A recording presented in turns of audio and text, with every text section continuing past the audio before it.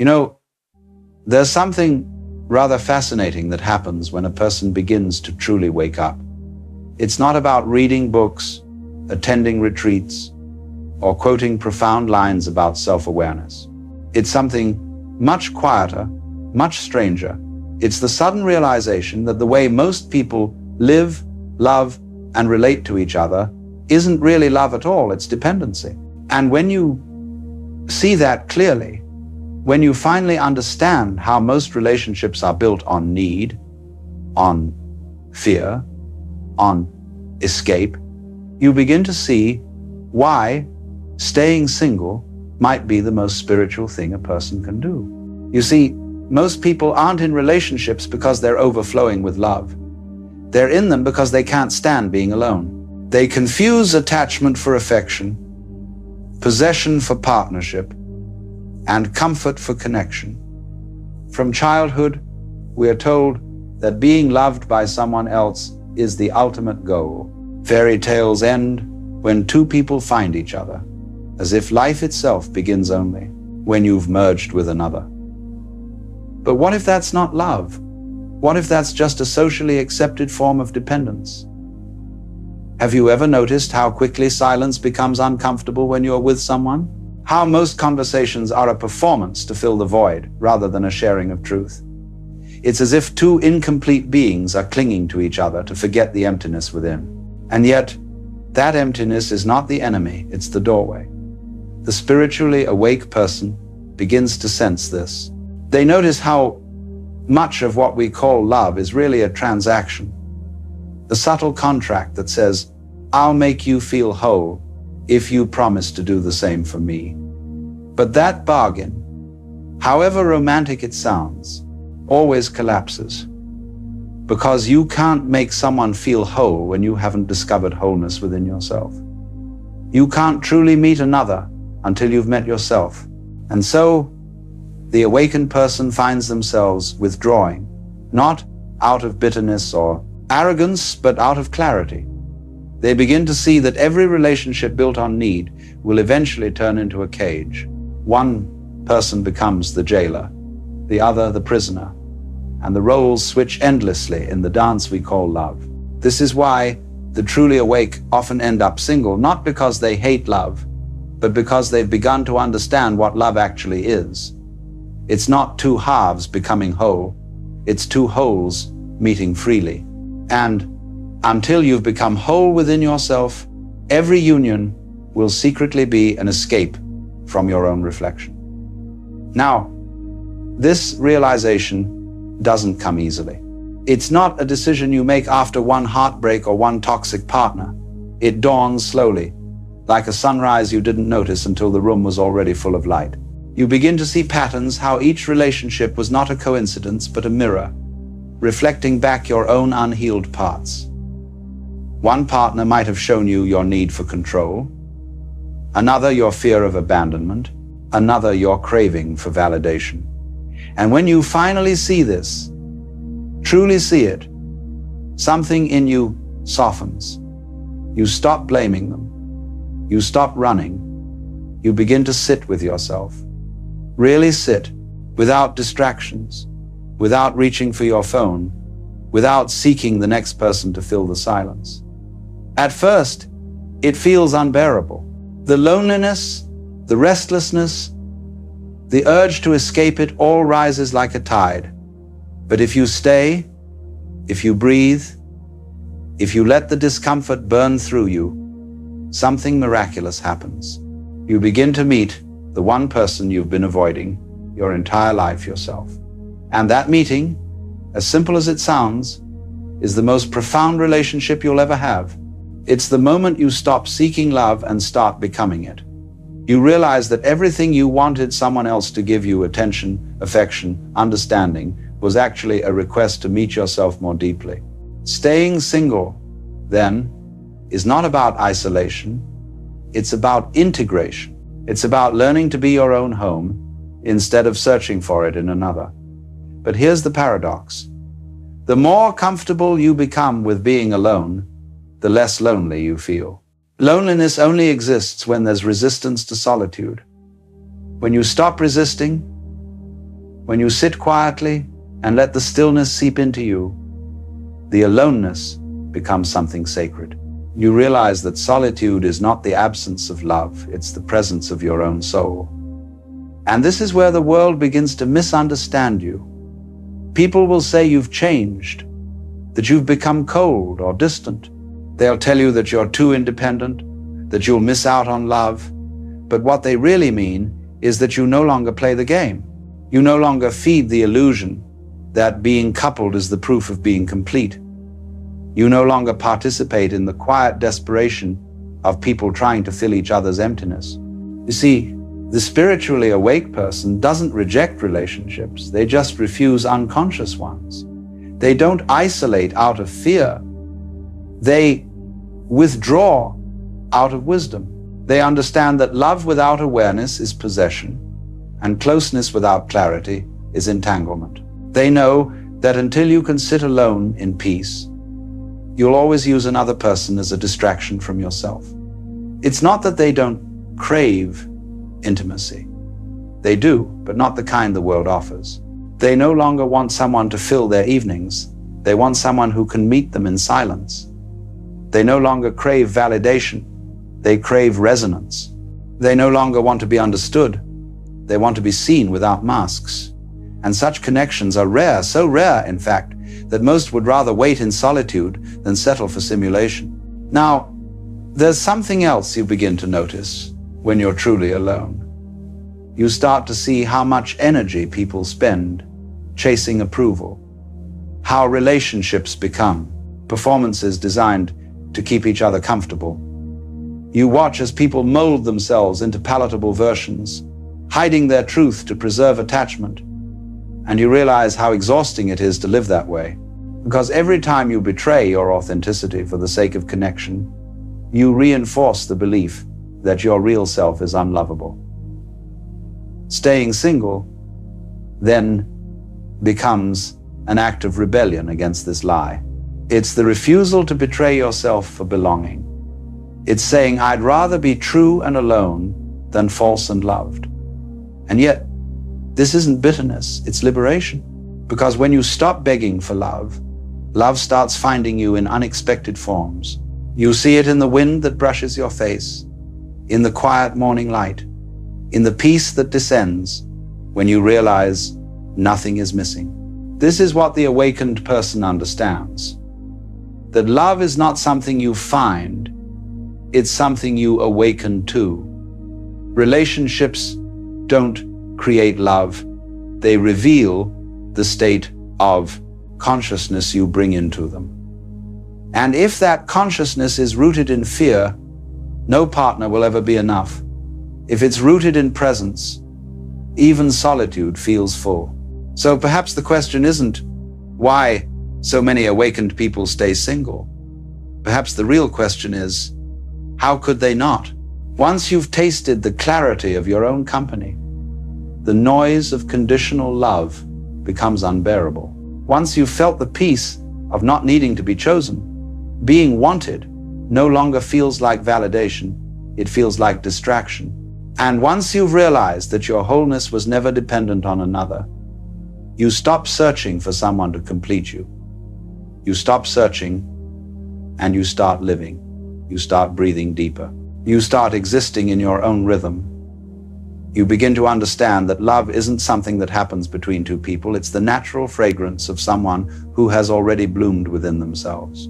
And that realization, quiet and unglamorous as it may seem, is the very essence of awakening. But here's where the paradox deepens. When you no longer crave love, it begins to flow toward you naturally. When you stop chasing connection, connection finds you. But now it's different. It's not born of need or fear. It's born of freedom. You're no longer looking for someone to fill a void. You're inviting someone to share in your fullness. And that kind of love, if it ever arrives, is no longer a relationship in the old sense.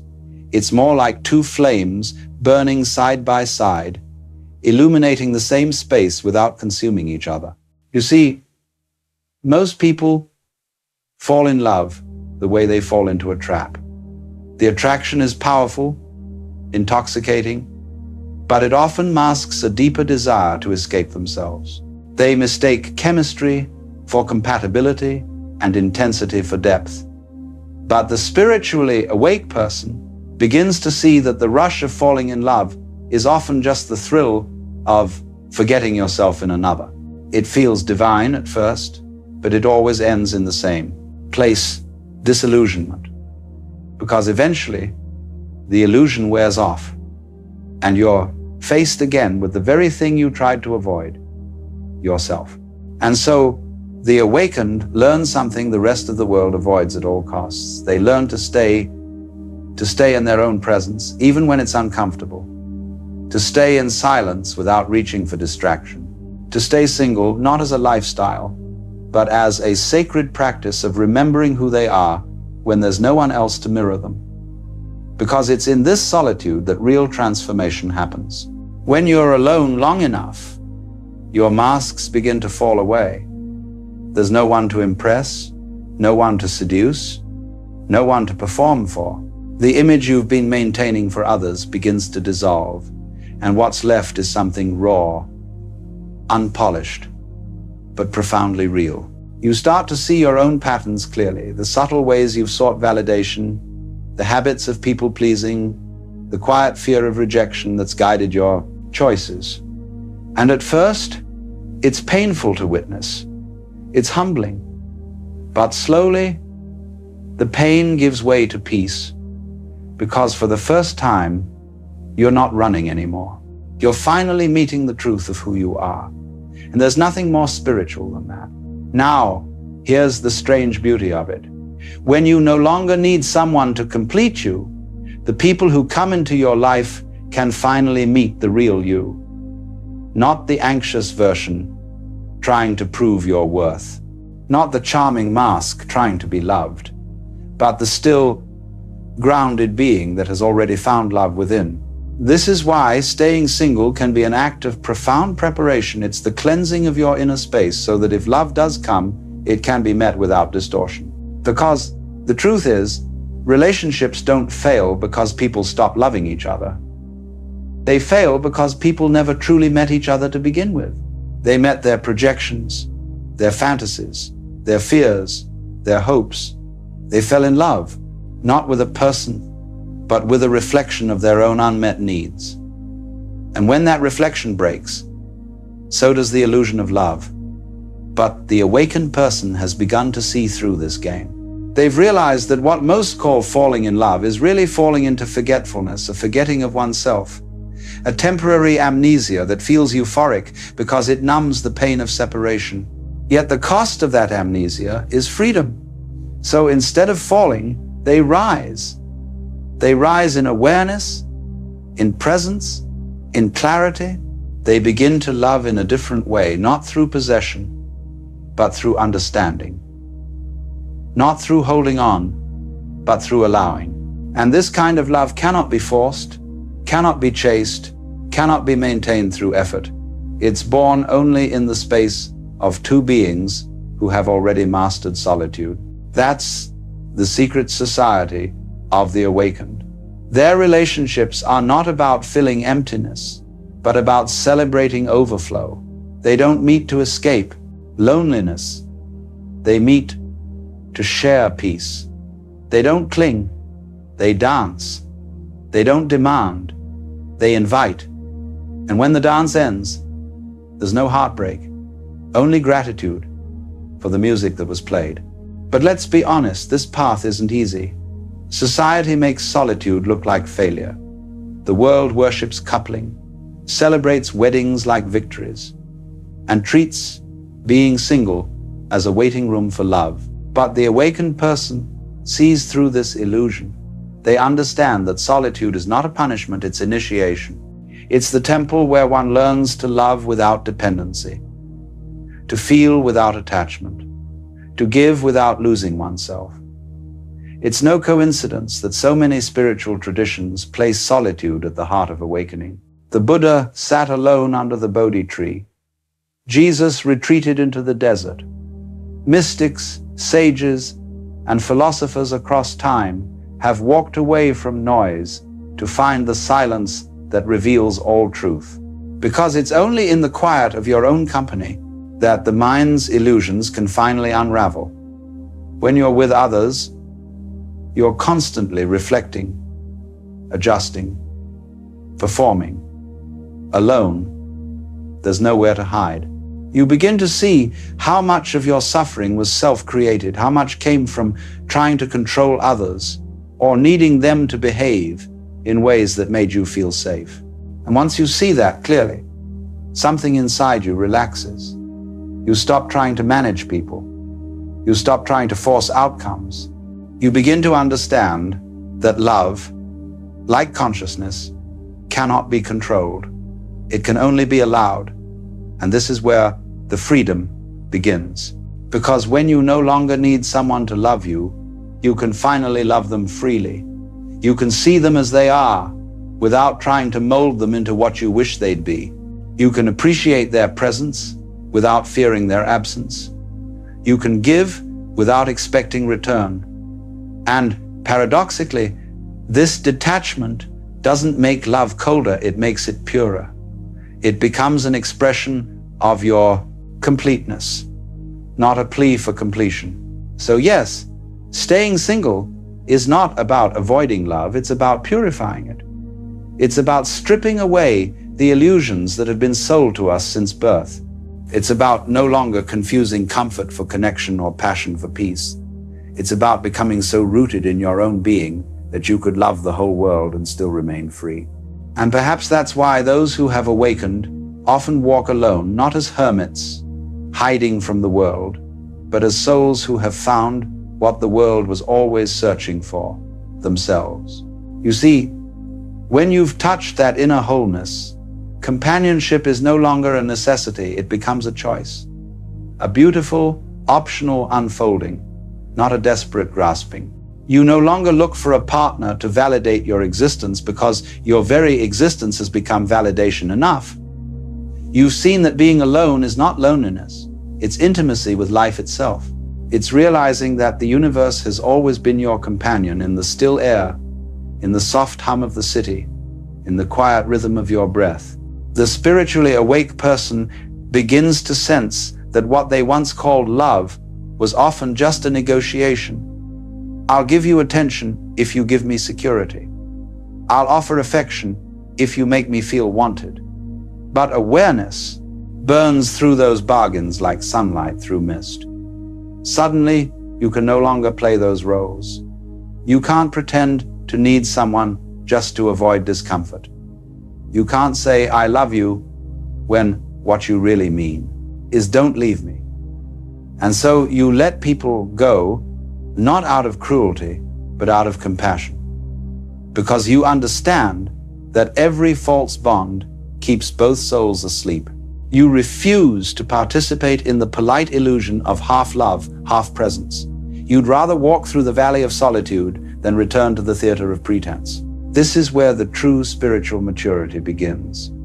The moment you stop seeing relationships as a cure for your incompleteness, something inside you clicks into place. You realize that love, in its purest form, doesn't bind, it liberates.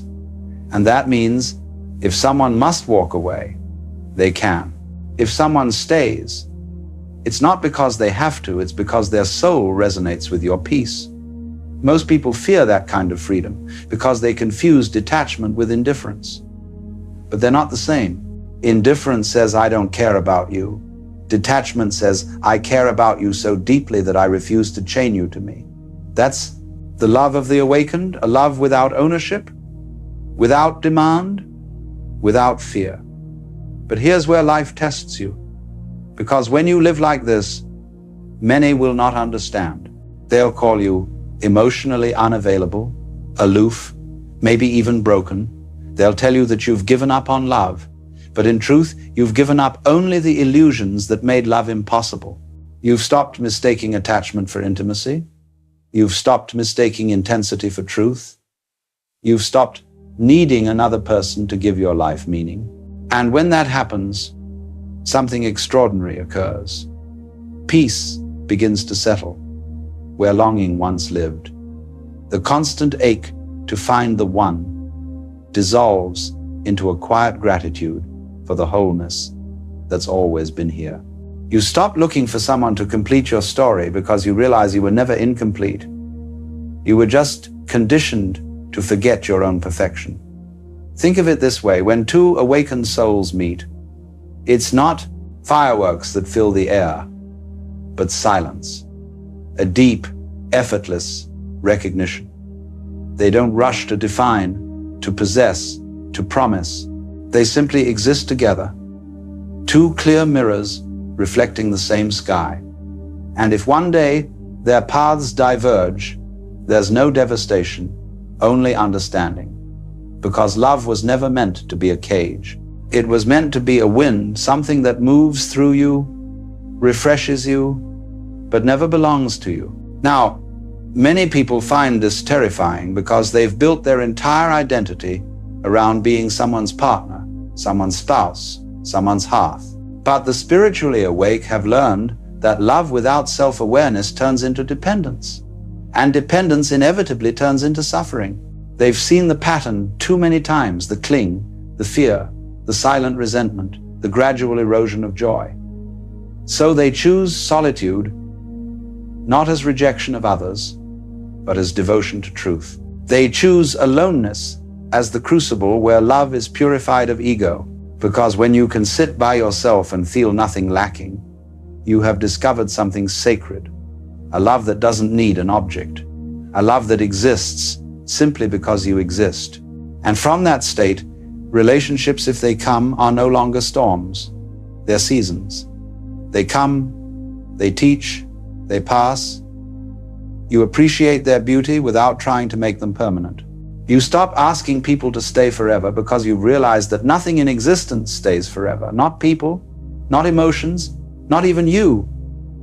The awakened understand that real love cannot be trapped inside time. It can't be written in contracts or secured by promises. It exists only in presence, this breath, this gaze, this moment.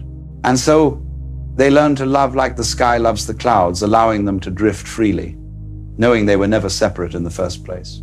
But here's the most difficult truth of all. When you love like this, you will lose many people, because most don't want love, they want control, they want reassurance, they want the illusion of safety that comes from owning another heart. The awakened can no longer give that illusion. Their love is too honest for comfort, too clear for fantasy. And so they are often left alone, not because they're unlovable, but because their love cannot be reduced to the familiar games of the world. Yet in that aloneness, they find something luminous. Without the noise of constant relationship drama, the mind grows quiet, the heart expands. You begin to fall in love with life itself, the rain, the moon, the ordinary magic of being alive. You realize that what you were looking for in others was never really in them. It was always in you. The tenderness, the beauty, the joy, it was your own reflection, waiting for recognition. This is why staying single becomes a form of spiritual clarity. It's not an escape from love, it's love returned to its source. It's refusing to drown in the brach, illusions of partnership, and instead learning to swim in the ocean of your own consciousness.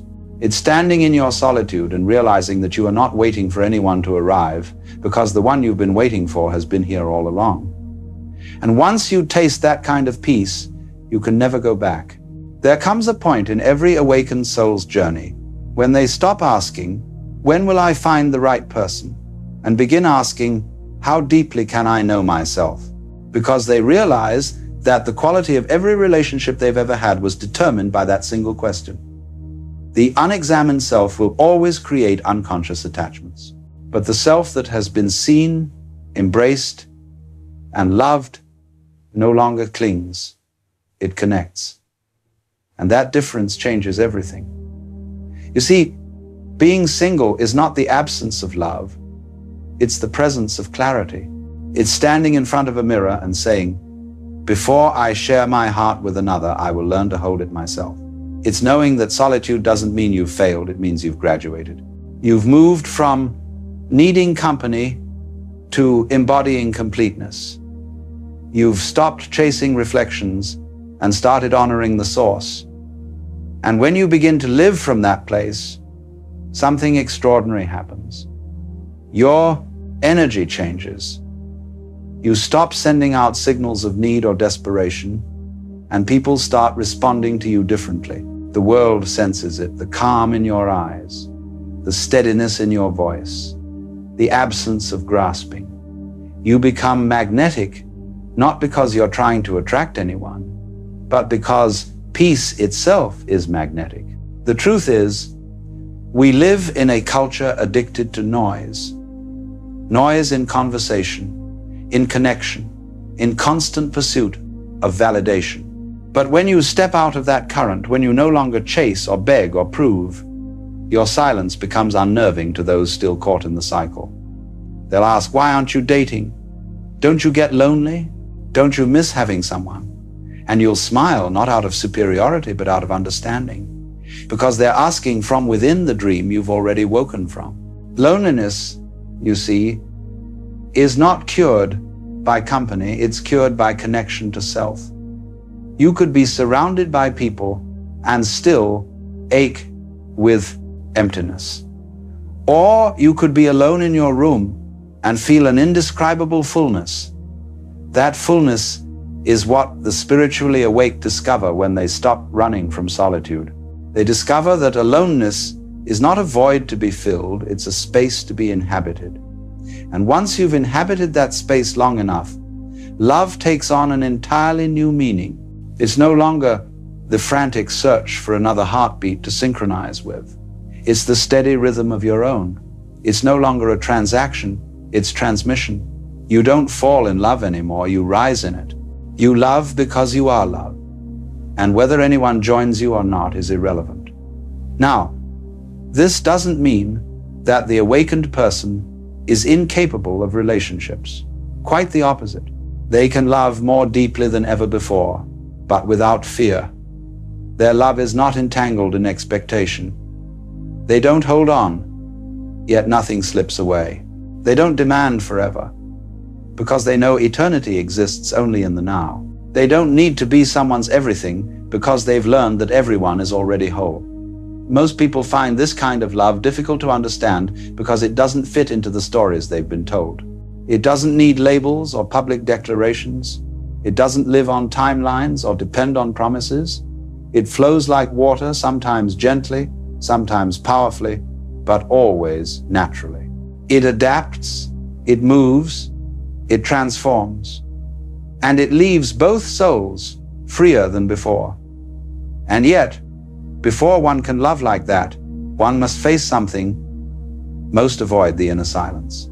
That still, wordless space where all distractions fade and the self stands bare. The reason so many fear being single is because in that silence, their illusions die. All the noise that once kept them numb, text messages, affection, attention, validation, disappears.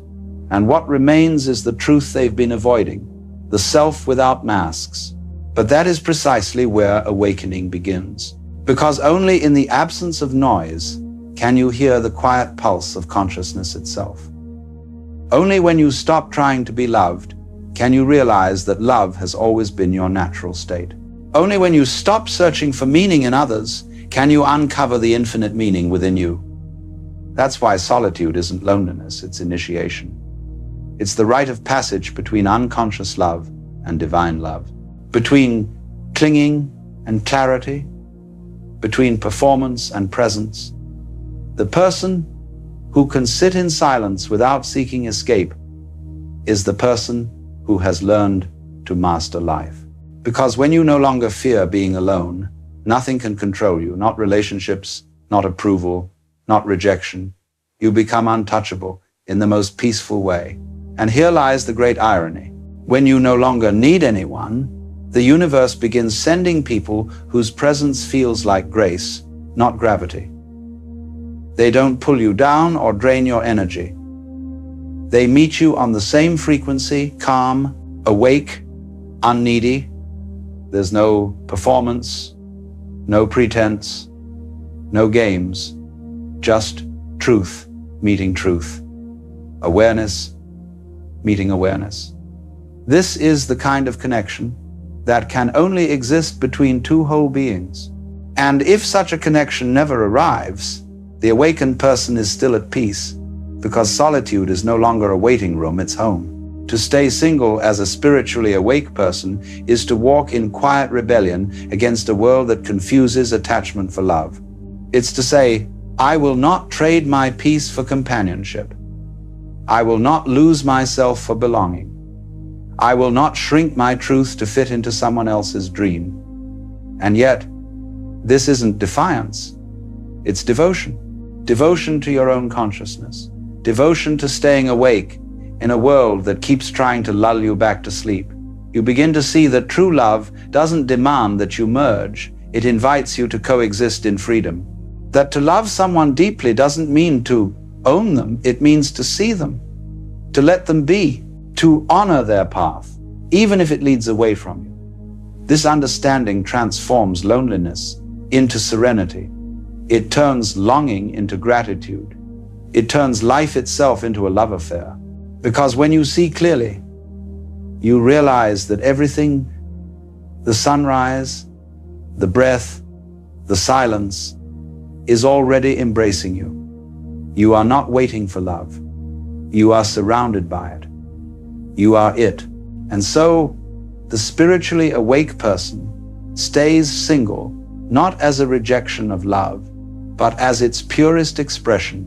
They've realized that the greatest romance is between consciousness and existence, between awareness and the miracle of being. And once you've fallen in love with that, no other love will ever feel like loss.